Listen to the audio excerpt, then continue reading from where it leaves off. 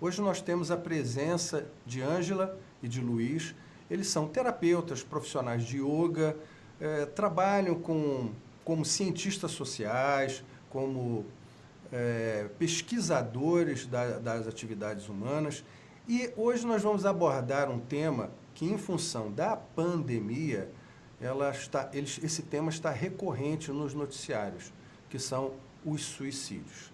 Bom, Ângela, eu gostaria que você se apresentasse para os nossos ouvintes aqui. Namastê. O meu nome é Ângela Campelo e eu sou professora de yoga, trabalho com a Hatha Yoga há 25 anos, aqui em Belo Horizonte, na região da Pampulha. E trabalho também com a yoga terapia hormonal para as mulheres na fase da menopausa. E durante as aulas de Hatha Yoga, 2 vezes ao mês eu dou aula de Laya Yoga. Eu nasci em Sete Lagoas, mas já moro em Belo Horizonte desde que me casei, há 53 anos. E tenho uma experiência boa já nas práticas da yoga, observando bons resultados através dos meus alunos. Muito bom. Ô Luiz, eu já lhe conheço há algum tempo, mas eu gostaria também que você se apresentasse rapidamente para as pessoas que estão lhe vendo pela primeira vez. Legal.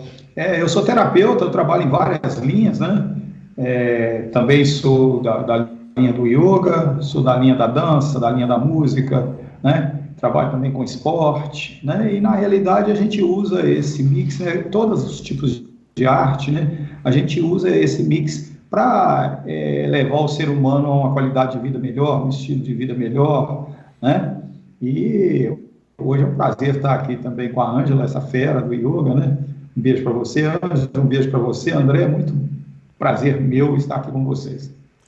Bom, é claro que algumas pessoas vão falar, por que essas 3 pessoas estão falando sobre suicídio? Elas não são psiquiatras, elas não são psicólogas, mas nós estamos apresentando uma abordagem humanística, mas principalmente mais sociológica do que propriamente da área médica. E nós estamos percebendo atualmente, em função da vida, em decorrência desse enclausuramento nosso, desse distanciamento social, que as pessoas elas mudaram seus hábitos e algumas não estão sabendo lidar com essa contingência. Ângela, eu sei que você já trabalhou na Universidade Holística, eu sei que você já teve a oportunidade de abordar pessoas que tiveram nas suas famílias problemas semelhantes. O que você hoje, se você fosse iniciar uma conversa sobre os casos de suicídios que a gente vê atualmente sendo noticiado, tanto para a mídia escrita quanto nas televisões, nas rádios, qual seria a chamada, ou seja, o toque inicial que você poderia começar uma abordagem nesse sentido? André, é muito triste conviver com o suicídio de pessoas próximas a nós, até mesmo ouvir em um noticiário alguma notícia de um suicídio. Porque a vida, a preservação da vida, é o que há de mais forte no ser humano. E eu já experienciei o suicídio na família. E gostaria de relatar um fato. Na época em que a minha cunhada suicidou, muito jovem ainda, e numa 3ª gravidez, nessa época, a Igreja Católica não permitia que os padres fossem até o velório para fazer o que é chamado de encomendação. E, para nossa surpresa, chega lá um padre pedindo licença à família para poder fazer as orações que eram próprias da igreja. E eu atendi. E ele, então, me disse o seguinte, que ele se propunha a isso porque ele já havia tentado suicídio. E que ele sabe muito bem que uma pessoa, quando ela suicida, ela já procurou todas as alternativas para sair daquele problema ou daquela tristeza que ela trazia dentro dela e não encontrou outra solução que não fosse o suicídio. Então, o que eu vejo, não sei se eu vou te responder, André, da maneira que você me perguntou, que diante de um suicida, o que nos cabe é muita compaixão, porque a preservação da vida é o que há de mais forte, principalmente no ser humano que tem consciência, né? E se a pessoa faz a opção de tirar a própria vida, é algo que para ela foi muito sofrido, foi além de todas as forças que ela trazia dentro dela para preservar a vida. Eu te respondi, André? Sim, sim. É porque até eu vou passar a pergunta também para o Luiz, mas antes, em função do que nós conversamos ontem, porque algumas pessoas simplesmente acreditam que lidar com um potencial suicida, uma pessoa que esteja com depressão, que esteja sinalizando com essa possibilidade, algumas procurariam somente uma abordagem química. Ao passo que nós sabemos que, e nós não podemos julgar e nem podemos diferenciar as pessoas que não têm os seus credos, não têm a sua doutrina, não têm a espiritualidade, o que nós estávamos conversando ontem, Ângela. Então, porque alguma pessoa, por exemplo, de uma determinada religião ou doutrina, ela não cometeria suicídio porque ela fala, olha, se eu cometer suicídio, Deus ou uma entidade superior pode vir a me castigar. Mas nós não podemos generalizar porque nem todas as pessoas acreditam em Deus e nem todas as pessoas acreditam em vida após a morte. Então, Luiz, a minha pergunta é o seguinte, como nós temos que tratar todos igualmente, independente de crenças, independente de inclinações? O Luiz, ele é terapeuta de uma abordagem chamada bioarte, não é isso, Luiz? Exatamente. Ô, Luiz, é um então, processo criado por mim. Então, ô, Luiz, aí eu gostaria que você continuasse. O que é a bioarte? O que a sua abordagem pode proporcionar nessa diversidade de problemas que acometem as pessoas? Hoje de manhã e ontem à noite e hoje de manhã, eu fui abordado por uma pessoa, tá, que tem uma filha Down e ela está em profundo desespero, sem saber o que faço com essa filha em casa. Já são 200 dias que a menina não pode sair, né? A pensão do pai não está chegando, né? Então são muitos problemas, tá certo? E eu, na realidade, a primeira vez que eu comecei a me preocupar com esses problemas, porque eu sou engenheiro civil também, muito experimentado, eu sou perito, né? E em engenharia a gente usa muito a palavra surto, tá? Que a estrutura entrou em colapso, a estrutura colapsou, a estrutura entrou em surto, né? Então a gente sabe, por experiência própria, que as estruturas, elas têm patologias endógenas, né? Elas têm patologias exógenas. Eu sou um dos primeiros engenheiros do Brasil a falar desse tema, né? E isso eu posso trazer toda hora para essa pergunta que você me fez. Eu vou andar só mais um pouquinho para sintetizar. Então, na realidade, a pessoa, quando ela chega a suicidar, e a Ângela colocou isso aí muito bem, né, é um ato já de desespero, né? Então, ela, na realidade, ela perdeu, né, a condição, né, de decisão, de escolha em prol da vida, né? Então, as estruturas também arquitetônicas, elas passam por isso. Elas saem com patologias endógenas, né, patologias de projeto, saem com patologias exógenas, vícios construtivos, que nós, seres humanos, podemos fazer uma leitura direta. E você chega numa hora que a estrutura rompe, né? E o suicídio, na minha opinião, eu tenho suicídio em família também, né? Quase toda família tem um caso, dois, né? Ou até mais, né? A gente percebe, né, que é um colapso. Né? E esse colapso ele não é só emocional, não. Ele é físico, né? Ele é emocional, ele é mental e ele é supramental também, né? Tanto que a abordagem do yoga, né, que a Ângela é uma portadora desse conhecimento com muita profundidade, né, é extremamente importante. E vou deixar como última coisa dessa primeira pergunta, as famílias estão muito desatentas. Nós temos um hábito de culpar as pessoas, né? A pessoa está reclamando, nós não fazemos a leitura, né? Nós começamos a não aceitar a reclamação e a pessoa ela chega no limite. E nos Estados Unidos tem um estudo muito forte que as pessoas, quando elas estão em situação crítica, elas suicidam. Olha o termo que eu usei. Então a pessoa ela vai bater num poste em alta velocidade, quando ela vê que não tem retorno, ela acelera mais e bate. Isso é indiscutível. A psicologia americana, ela trata disso abertamente. Então eu deixo no ar isso aí, né? Eu acho que a Ângela já abordou em primeira instância isso aí muito, muito bem, né? Eu não sei se eu respondi sua pergunta, Não, sim. André. É claro, nós não vamos esgotar em poucos minutos todos os aspectos desse problema. Mas eu simplesmente vou levantar alguns que ao longo da semana eu perguntando para as pessoas conhecidas, pessoas na rua, pessoas dos meus contatos. É claro que todos nós, infelizmente, temos histórico de pessoas que cometeram suicídio na família, entre amigos. Das últimas 3 semanas, eu fiquei sabendo de 2 casos próximos. Mas voltando a essa questão da abordagem da pessoa que pode vir a cometer suicídio, porque uma vez que a pessoa cometeu suicídio, pouco pode se fazer, aliás, nada pode se fazer para aquela pessoa que foi. Nós teríamos que trabalhar a família, porque existe uma culpa. Algumas pessoas daquela família podem se sentir responsabilizadas por não terem interferido antes daquele ente querido ter cometido suicídio. Mas o que eu vou perguntar para os dois agora?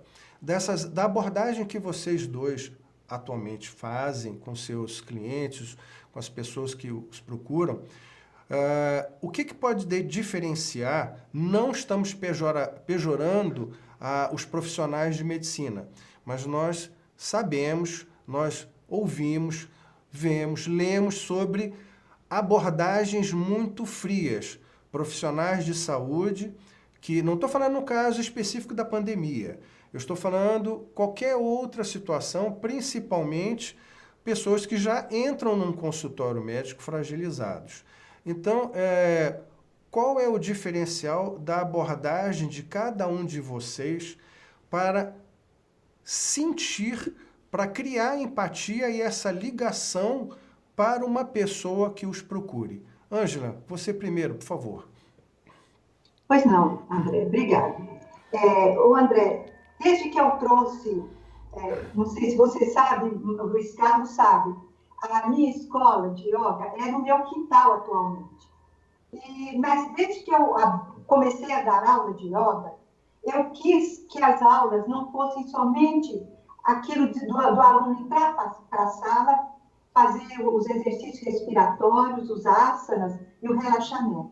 Eu queria que o aluno se sentisse acolhido, porque eu vejo que essa acolhida é o que as pessoas mais buscam, sempre buscaram. Então, é por isso que aqui eu tenho uma mesa de chá, onde há uma confraternização após a aula. E a pessoa, quando busca, seja lá um médico, ou uma aula de yoga, ou qualquer terapia, ela busca, antes de tudo, um acolhimento, um carinho, um aconchego, porque a pessoa está carente. E, geralmente, o que nos leva a essa carência é esse distanciamento de nós mesmos. Muitas vezes, nós projetamos quase sempre, né? Nós projetamos a nossa felicidade fora de nós.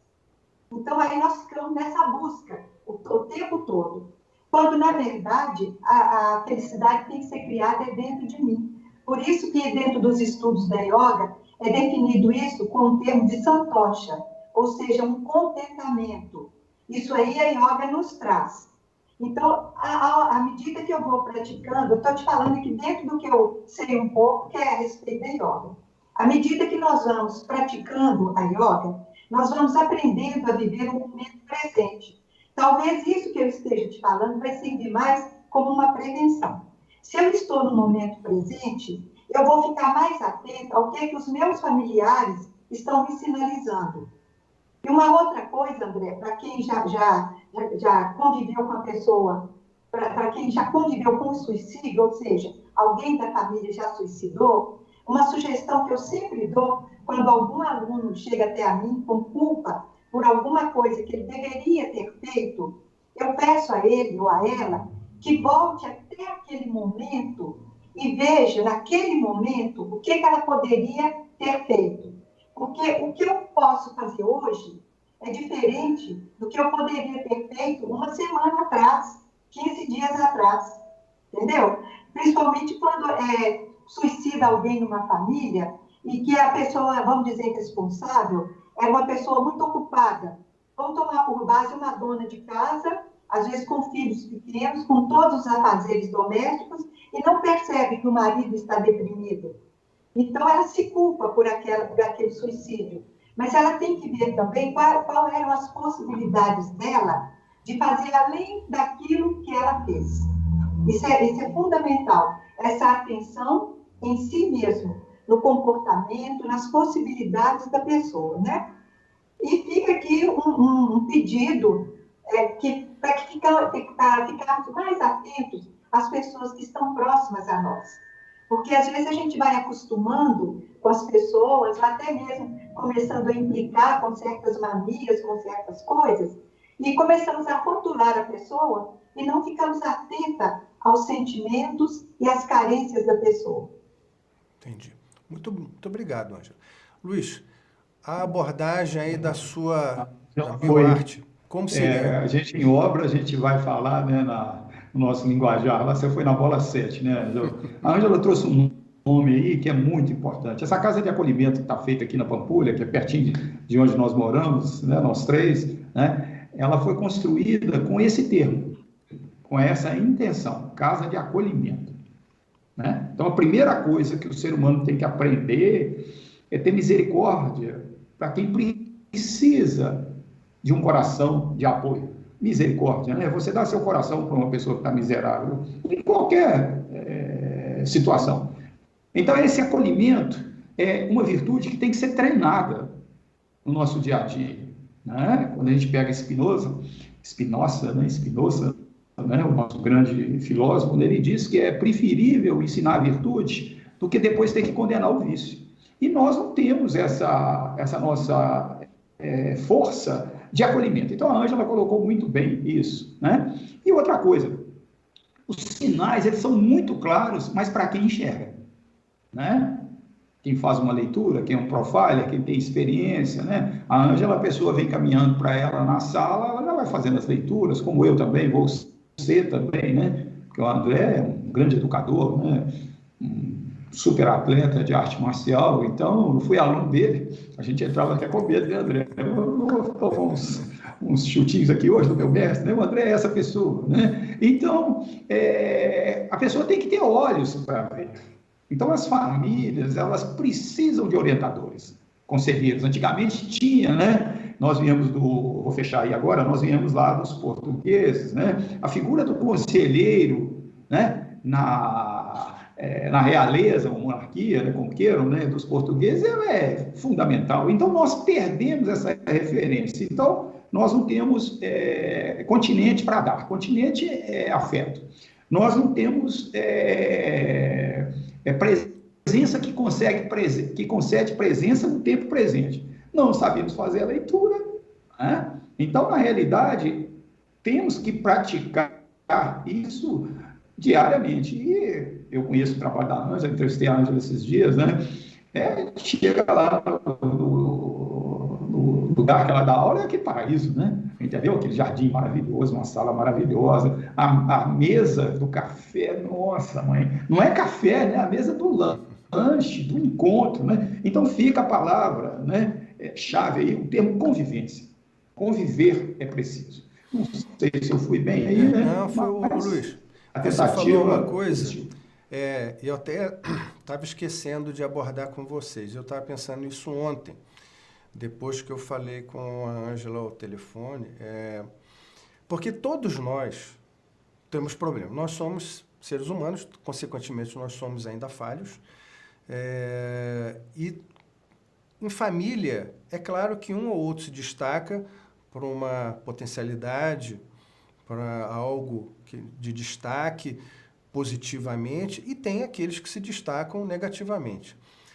Pragmaticamente, ou seja, da visão leiga, do dia a dia, daquelas pessoas que simplesmente convivem umas com as outras, quando nós nos deparamos com uma pessoa problemática, até em família, eu estou falando isso especificamente em família, porque eu acredito que na família é que estejam as pessoas que podem efetivamente identificar o problema primeiro, antes de qualquer outra pessoa. Então, eu vou voltar, Luiz, já que você falou sobre relacionamento, vou voltar a pergunta para você. Como nós, em família, nos relacionamentos sociais de uma maneira geral, quando nós identificamos uma pessoa problemática, vulgarmente chamando aquela pessoa chata, a nossa resposta automática é o distanciamento. Para o suicida em potencial, se nós nos distanciarmos em vez de nos aproximarmos, nós estamos fomentando esse ato de desespero. Luiz, da sua abordagem dentro da bioarte, como é que você trabalha essas pessoas que chegam a você e falam: eu convivo com uma pessoa difícil, insuportável, problemática? Como é que você faz? Eu vou usar mais uma vez a fala da Ângela, porque ela veio muito forte para mim, né? Começa com acolhimento. Eu tenho que ter colo para dar, tá certo? E o ser humano, ele tem que ter certas habilidades. Eu dou muita palestra para pessoas que usam droga. Sou muito, já há anos, né? Já tratei muito de suicidas, né? E a coisa que mais me impressiona, eu passei um final de ano uma vez, num dos lugares que são drogaditos, né? E um trabalho muito legal, e a médica lá era a única mulher do pedaço, ela foi minha aluna de dança de salão e ela me levou lá por isso, né? Então, existe uma necessidade da gente entender, porque eu fiz a pergunta lá, o pessoal ficou doido na hora que eu fiz a pergunta. Por que vocês usam tóxico? E eu vou fechar minha resposta aí, tá? Para depois passar a bola para a Ângela. Por que você usa tóxico? É uma incoerência, né? Porque se é tóxico, envenena. Se envenena, mata. E por que você se permite usar tóxico? Né? Então, eu posso ter, você sabe disso, eu posso ter os neurotransmissores todos trabalhando num kata de karatê, ou de jiu-jitsu, que é a sua especialidade também, ou lá no taekwondo, que você, né? É isso. A Ângela aí, né? Em cada asana, né? Trabalhar essas coisas todas, para que a gente realmente não precise de nada externo, né? Para colocar a gente numa boa. E eu vou dizer só mais duas coisas, né? Remédio e medicamento. Tá? São dois conceitos muito diferentes. Você trouxe um livro, né, André, para mim, de Portugal, eu já revirei o livro de perna abaixo, né? Lá a gente coloca isso e a gente pega Hipócrates, né? Então eu tenho que ter cuidado muito grande com o que eu me alimento, tá certo? Então, se eu me alimento de tóxico, se eu me alimento, olha só para você ver, se eu me alimento de audácia, na hora do desastre, o que eu faço? Eu sou audacioso em vez de ser prudente, né? Eu vou deixar por aí, né? Porque a Ângela vai poder falar melhor do que eu aí. Não, sim, Ângela, eu comecei até a pergunta, eu já direcionei para o Luiz, porque ele tinha falado sobre relacionamento, mas eu lembrei disso da nossa conversa de ontem. Como é que a Ângela, ela aborda aquela pessoa que chega a ela transmitindo a seguinte notícia, de que tem uma pessoa, convive com uma pessoa muito complicada e ela pensa em se afastar dessa pessoa? André, cada um sabe do que dá conta, né? Eu, nessa questão de como que ela convive com essa pessoa, eu prefiro recorrer à constelação familiar, entendeu? Eu não sou terapeuta em constelação familiar, já me constelei várias vezes, e a gente sabe que ninguém chega até a nós por acaso. Não foi por acaso que nós estamos juntos aqui nessa live, né? Não foi por acaso que você chegou até a mim. Isso eu chamo muita atenção dos meus alunos aqui na sala. E dentro de uma família, cada pessoa, ela está vivendo algo para que o outro não viva. Então, eu vou tomar por base, assim, dentro de uma família, um irmão alcoólatra. Então, toda reunião de família, toda festa que tem, logo vem aquele pensamento, não vou chamar o fulano, porque ele bebe, ele fica chato. Então, quando as pessoas me relatam isso, o que eu digo para elas é o seguinte, ele está desempenhando esse papel para que você não desempenhe. Porque dentro de uma família, ninguém está ali junto por acaso, não. E alguém tem que viver algum papel para reverenciar algum antepassado que muitas vezes foi esquecido. Às vezes tinha um tio, tinha um avô que era alcoólatra e que ninguém fala nele mais, que procura ignorá-lo por esse vício. Então, vem na geração atual uma pessoa para lembrar a todos que já existiu esse no passado. Isso aí é um olhar que eu acho um olhar compassivo. Que quando eu me conscientizo disso, e isso aí, André, não quer dizer que eu vou ter que pegar a pessoa e colocar dentro da minha casa, não. É um acolhimento para que ela sinta que eu gosto dela, apesar de que ninguém é perfeito, né? Eu gosto dela, apesar de ser um alcoólatra e de ter todos esses problemas. E outra coisa também que eu chamo muita atenção, quando as pessoas têm dificuldade de lidar com o outro, que às vezes hostiliza, se a pessoa tem filhos, eu logo falo, se fosse com seu filho, como que você gostaria que ele fosse tratado? Eu vejo que nós não temos outra coisa a não ser o despertar da consciência. Porque se eu disser para a pessoa assim, você é obrigada a tratá-la bem, isso é falta de caridade. Ela sabe disso, mas ela tem que despertar nela mesma essa consciência de que não é por acaso que aquela pessoa chata, aborrecida, que tira o prazer de todo mundo está ali junto. São os recursos que eu uso, né? E você sabe muito bem que cada caso é um caso. E se a gente conhece melhor aquela pessoa que nos procurou, torna-se mais fácil da gente buscar um argumento que possa despertar nela a consciência da atitude correta. Ok. Ângela, você abordou essa questão da constelação. Nós vamos marcar um próximo encontro para falarmos sobre isso. Com certeza nós temos muito material. Mas como nós... Bom, eu posso, na hora que você terminar, eu posso só aproveitar o que a Ângela falou e ver uma coisa muito rica. Pode falar agora, Luiz. Pode? Historicamente, e eu já conversei isso com você longamente, né? Porque eu, dentro das atividades que eu faço, eu sou tarólogo e xinguiólogo, eu sou um grande estudante disso, né? De mitologia, de Campbell, né? E nós temos uma figura que é o bobo da corte.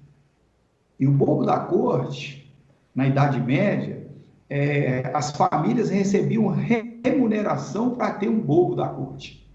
E eu vou só falar mais uma coisa. E eu, como engenheiro, e ontem a gente estava conversando isso com o Zé Luiz, que foi meu aluno há muito tempo, e hoje é meu parceiro de trabalho, e de vez em quando a gente conversando, o pau come, né? E ele trouxe uma coisa para mim sobre o problema da termodinâmica, né? Da transdisciplinaridade e da teoria da complexidade, que nós conhecemos bem, através do professor Milton Oliveira, né? E eu falei com ele que toda estrutura elétrica montada, ou eletromecânica, montada dentro de uma obra, ela recebe uma barra de aterramento.